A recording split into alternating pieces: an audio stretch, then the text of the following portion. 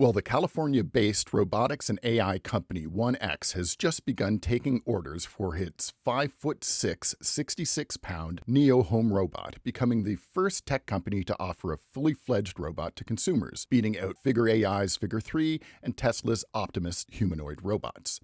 1X characterizes their robot as follows: the world's first consumer-ready humanoid robot designed to transform life at home. Neo automates everyday chores and offers personalized assistance so people can spend more time on the things that matter. Now, you can buy the robot outright for $20,000 or pay a $50 monthly subscription.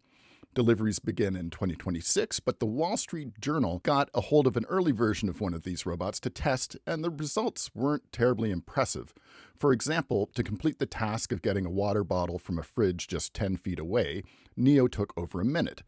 And it took 5 minutes to awkwardly load just 3 items into a dishwasher.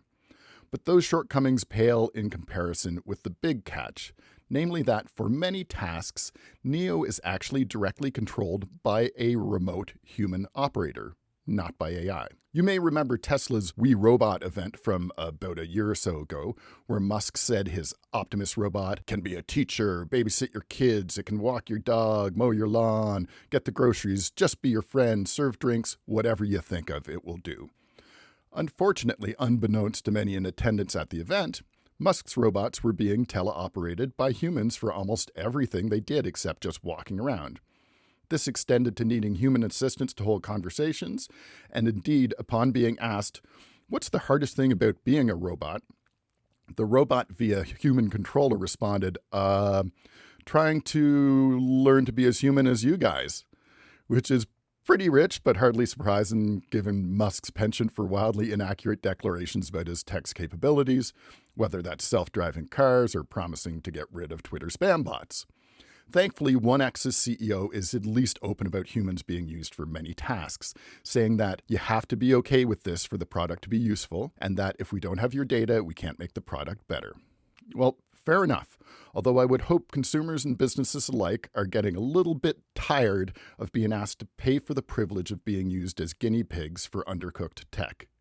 Frankly, I think you'd be crazy to buy a first-generation product like this for $20,000, knowing that 1, it's going to be obsolete pretty quickly, and 2, that the company that created it could easily go out of business, leaving you with a pretty ugly $20,000 mannequin. But even if you're comfortable with the price, and there are plenty of people with far too much money who'd probably buy a dysfunctional robot just for the bragging rights, it's important to consider that you're physically letting this robot, complete with built-in cameras and microphones, into your home where it could gather extraordinary amounts of information about you and your family.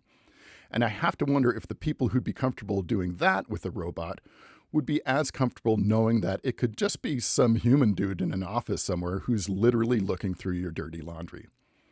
And if these things are driven by the same AI that regularly hallucinates and makes up excuses to cover its own mistakes, that is, when they're not trying to help your kids kill themselves, then it'll be interesting to see what it'll say when it burns your house down while cooking or accidentally drops a butcher knife on your baby, to say nothing of the intentional damage a humanoid robot could cause if they were hacked.